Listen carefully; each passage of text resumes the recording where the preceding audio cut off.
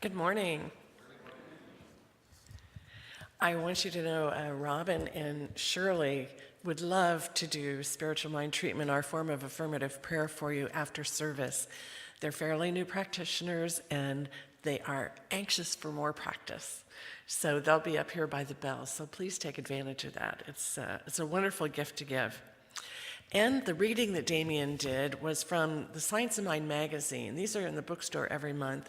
And this month, Lynn McTaggart, who I just dearly admire, she wrote the book, Groups of 8, that we'll be using later in small group ministry. And the poem was in there, and I thought, gee, that was just perfect this morning.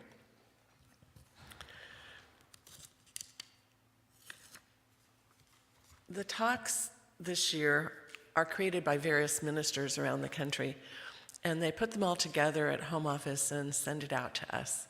And this month, all of them are based on pages in this book, Living the Science of Mind, which is also in the bookstore. It's a compilation of talks by Ernest Holmes, and they're just absolutely wonderful. So here we go. The topic today is our will and God's will. We'll see how well they match, huh? So the theme of this month is we're rooted in the divine. On the first Sunday, I talked about our personal self, which begins with asking the question, why? Why am I here in this center? Why do I learn about the cosmos? Why do I learn about my relationship with God? And if God's a tough word for you, I always use infinite intelligence. That's who God is to me, the infinite intelligence of the universe. Well, the following Sunday, Reverend Sue talked about your impersonal self, your soul. And today the topic is our will and God's will. This will be wrapped up next week by Reverend Sue when she speaks about the truth within you, and that'll wrap up these 4 chapters in the Living in the Science of Mind. For a minute, I'd like to recall the key concepts that I presented a couple weeks ago because I think it'll help pull this talk together better for you. Because what I talked about was our individual purpose that is driven by the divine urge of God, the divine urge, this desire to express life, this desire to be more, do more, experience more, love more. And I can feel the divine urge. I was sitting there thinking, when do I feel that? Well, quite frequently, really, but it's always amazing to me when I take a few hours and summarize a book that I want to use in class. I'll sit at the dining table and I'll read, and I've just got pages and pages and pages of notes. And then I go to the computer and I type them all up. Well, what I find for myself is that when I write something, I retain it better. Then when I type it, it's like, okay, I remember that. And then when I read it again, I really feel like I've learned something. I haven't done something rote. But to me, that's the divine urge I notice in myself. I've got to understand this book, so I better get to writing down what I'm reading and what the key concepts are. I also talked about happiness in your personal self. And when I take shoes that you've donated to Living Hope Ministry that distributes them to the homeless come there for their classes, in learning how to repair bicycles, classes in learning how to cook, how to serve, how to do various tasks that help them shift their life. Well, a couple weeks ago, I took 4 baskets in there, and before I set the first one down, a lady came up, saw these pair of boots, went, oh my gosh, I love these. And you know what? These are so feminine, my son's not going to be able to steal my shoes anymore. Now, that may have made me laugh, but I didn't want to laugh because it was true for her. Whenever she brought home a pair of shoes, apparently her son wore the same size and they wouldn't be there very long. So she was really thrilled. And then there was a man there who found a pair of slippers that were real soft. And he was glad because he had burns on his feet and he couldn't wear hard shoes. So anytime I leave Living Hope, I've always got a big smile on my face and I'm always feeling good about what we're doing for them. That's the divine urge to create happiness in others. And we all have that. We all have it. The divine urge led you to walk through these doors. Welcome. Everybody walked in for the first time at some point. But that divine urge had you walk through these front doors. And, we're a place of support for you. We're here to help you on your journey to spiritual maturity. It's reflected in our vision statement. We inspire and empower people to lead spiritually fulfilling lives. Now, I've been coming here for, a long time. It doesn't matter how many years. But every time I come here, I feel inspired.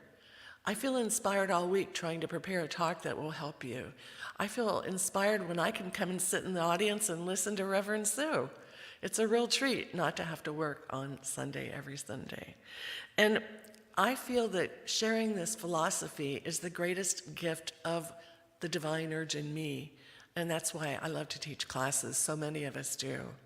We have the divine urge to share.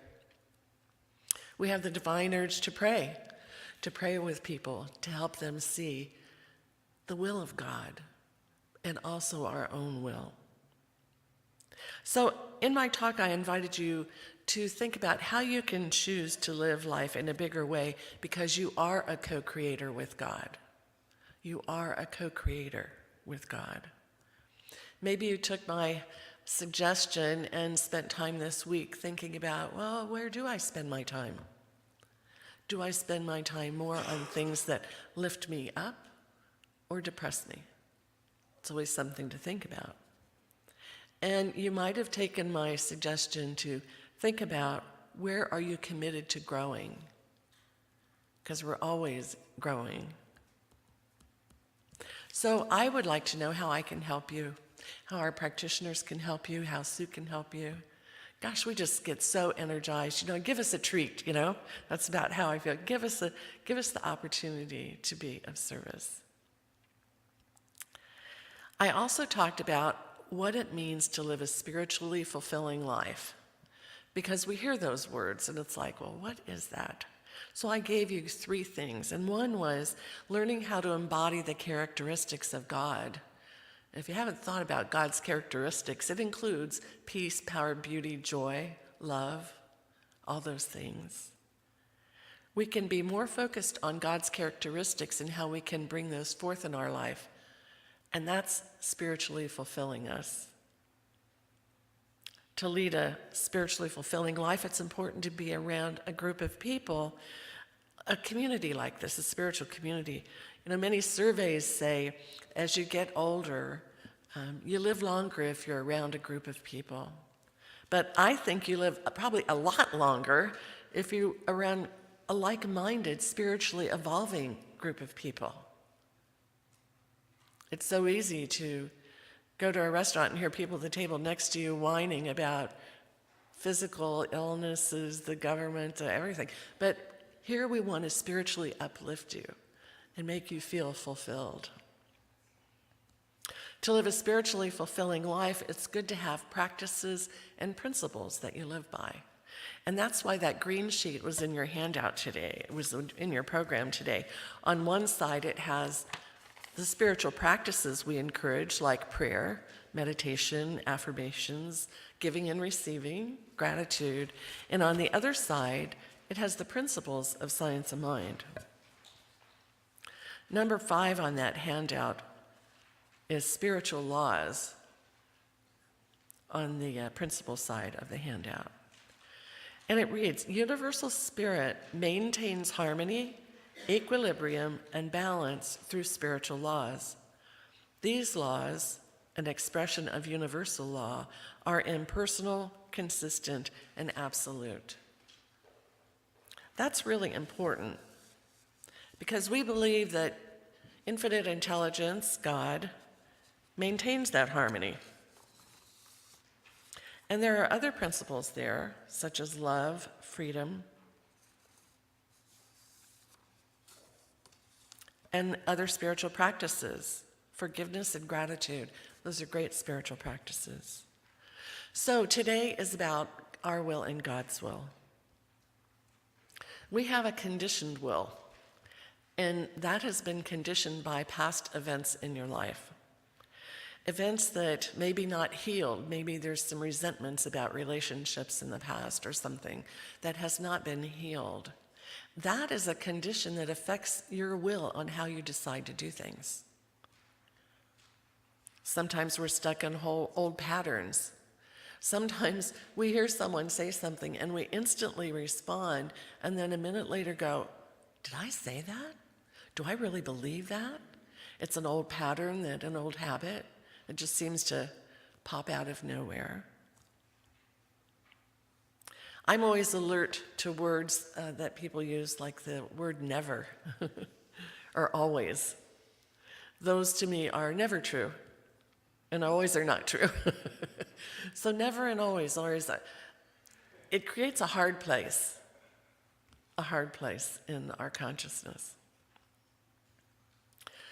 Then we have, beyond our conditioned will, our true will, our authentic will.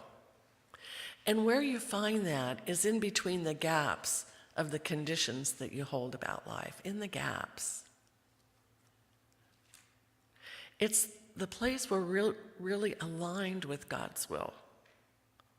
It's where we make choices in the present moment, being in the now, contemplating, what is my will? What is God's will for me? So what is God's will? That's the big question, isn't it? Well, I love science. And one of my favorite books is Neil deGrasse Tyson, Astrophysics for People in a Hurry. He's just a great guy. You see him on Cosmos on TV a lot. He's just a brilliant man. And he wrote this: the beauty of physical laws is that they apply everywhere, whether or not you choose to believe in them. After the laws of physics, everything else is an opinion. We believe the principles that we hold dear in science of mind are also laws of the universe. We believe what you think about and what you believe attracts like energy to you. And that type of truth, these principles that I've shared with you, are unchangeable. They just don't occur this morning and not in the evening or when the sun sets or when the sun rises. And so it's important to know those and think about, how did those impact your day? Or how did you impact your life when you forgot about that one? There's a rational point of view that says the will of God must be consistent with the nature or the character of God. They must be identical. God's character are those characteristics: peace, power, beauty, and joy, love. God's will must be like that. So those people, and maybe some even here, think, well, God was just really hard on me this week. Or this experience must have been God's will because God knew I really screwed up before. Well, that type of thought about God makes a wrathful God. And if we had a wrathful God, the universe wouldn't exist very long. God would stub his toe and we'd be gone. It's just an interesting thing to think about. The nature of God's will has to match the characteristics of God. If the nature of God was limitation, everything would be limited. There would be limitation and bondage everywhere. But we believe we are free. We are free individuals. We are confident that the nature of God is freedom here on earth. We believe it's our divine inheritance if we choose to fully express it. If we choose to fully express peace, if we really choose to see each other as brothers and sisters. Another way to describe this is to start with wholeness, that it's all one energy in the universe, wholeness. And if that's part of the nature of God, we can extrapolate that wholeness to happiness. And then if we think about happiness, we can extrapolate that to peace. And then what is the nature of peace? Harmony. And what is the nature of harmony? joy. That's the nature of God. That's the nature of God's will. God's will never be divorced from God's character, God's characteristics. So why do we experience the opposite at times? And Holmes says it really clear, because of ignorance of understanding the principles and seeing them working in the universe. So it's important to be clear about what we really believe about God. And I'm sure there's 40 different ideas here in this room, maybe some duplicates, I hope. But whatever we believe about God and we believe about ourselves influences our life. So I don't know about you, but maybe you spend 10 minutes a day or an hour or a week recognizing God's characteristics are in you. I'll take time if I'm driving up the highway going, God is love, I am love. God is light, I am life. God is peace, I am peace. And by the time I get to the front door, I feel it. Now, it's not that I may lose it later in the day, get the wrong call, you never know, but I remind myself those characteristics of God are alive and well in me if I choose to recognize it. I like to, like I said, substitute, I was talking about Neil Tyson. He always talks about the cosmos, the universe. And I like to substitute the word God for cosmos. Every time he says cosmos. On the last page of this book, it's so delicious, I have to share it. Remember cosmos and God. During our brief stay on planet Earth, we owe ourselves and our descendants, not dependents. We owe ourselves and our descendants the opportunity to explore, in part because it's fun to do. But there's a far nobler reason.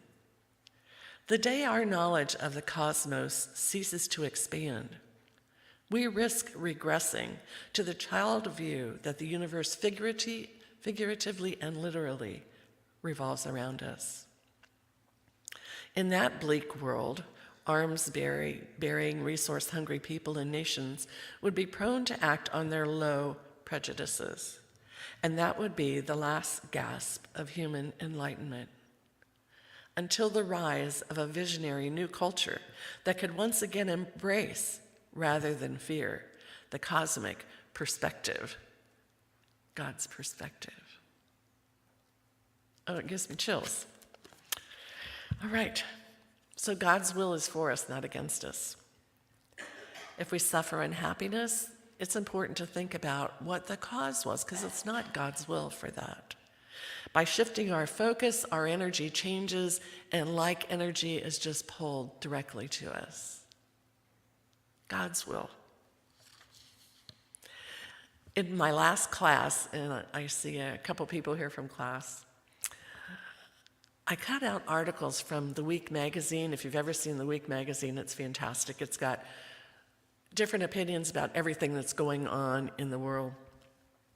I cut out some articles and asked the class to write a treatment for a certain situation. And it was challenging, but they did a really good job. Here was one situation. President Donald Trump is frustrated in his ability to get his steel tariff passed in the House and Senate. He comes to you as a practitioner asking for a prayer to get everyone working together for his idea of what is good for the country. Write a prayer. Write a treatment for that. Here's another one. President Vladimir Putin is disappointed that the U.S. has discovered Russian hackers tried to influence the 2017 election. He comes to you for a prayer to get the U.S. to rescind the indictments against his people. That's worth talking over after lunch. Israeli leader Benjamin Netanyahu comes to you asking for a prayer that he is cleared of any and all corruption charges. And here's the last one. There were a couple more, but these are the juiciest ones. Vice President Mike Pence comes to you asking for a prayer to get North Korea to change their mind and reinstate a meeting that was previously scheduled between him and Kim Jong-un that was abruptly canceled. Now, I won't say the first word out of all the students' mouth was, "Oh, what a great opportunity." Holy what? Of course, I could just smile. It was like, "Oh, you'll get it, you'll get it." Because in each of those instances, you have to get the heart about the situation, the heart of the truth about the situation. Like when you meet with a practitioner, they're going to say, "What's going on?" Well, here you know what's going on. Why do you think that's going on? Well, any of these cases, it would be so-and-so and so-and-so did so-and-so. And when you hear that, you can see where the disconnect with God's will is. You can find that disconnect with God's will.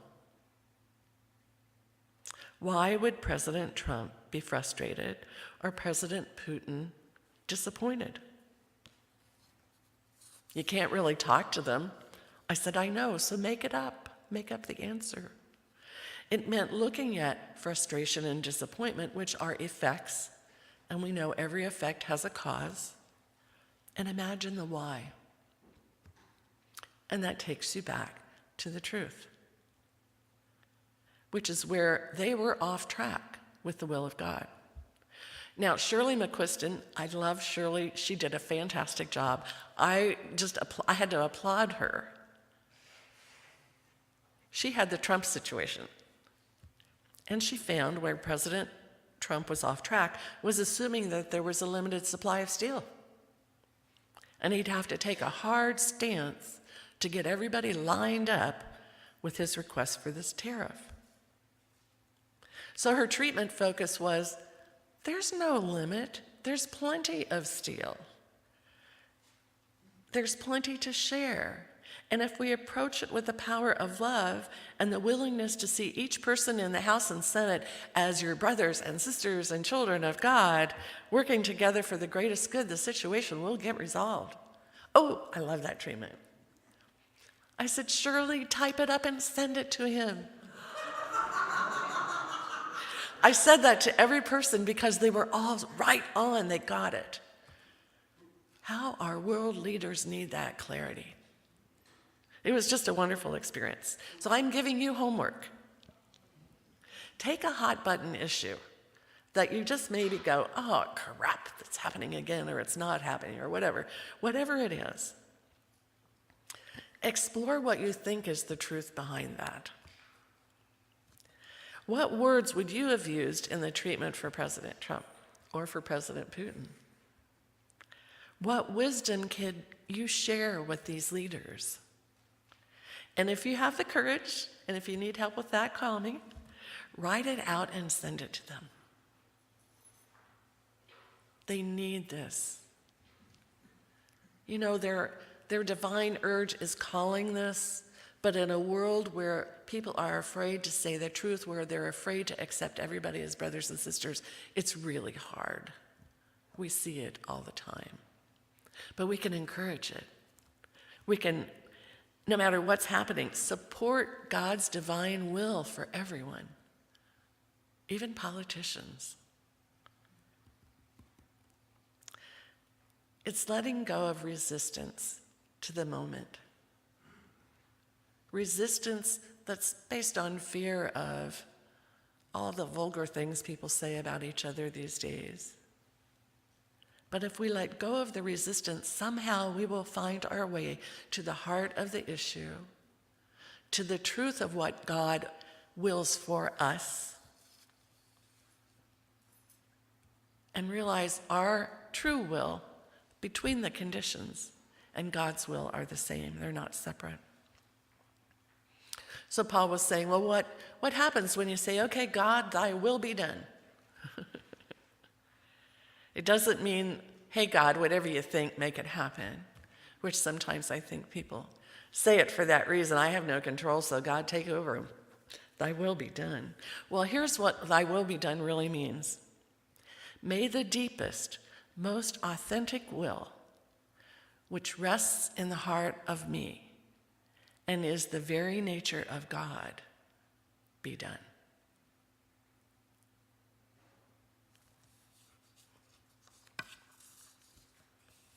Let's pray about that.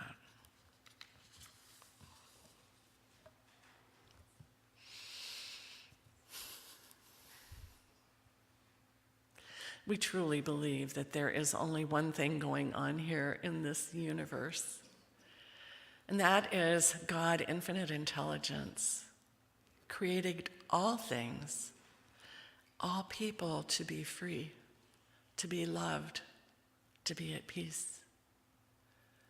But we are free to find our way in what works best for us, our community, and the world. I accept that each of us are brothers and sisters. I accept in the heart of us we really truly have God's will in mind. Love, peace, beauty, joy. We have it in mind, and sometimes we just have a rainy day. But we are in charge of when the clouds part, the sun comes out, and we feel that warmth again. The warmth of God's love. So I know for you and myself this morning that everything that comes my way this week that is irritating as heck has behind it some spiritual truth. That behind it would benefit from the principles of love, peace, power, beauty, and joy, would benefit from the principles of science, and my gratitude, forgiveness.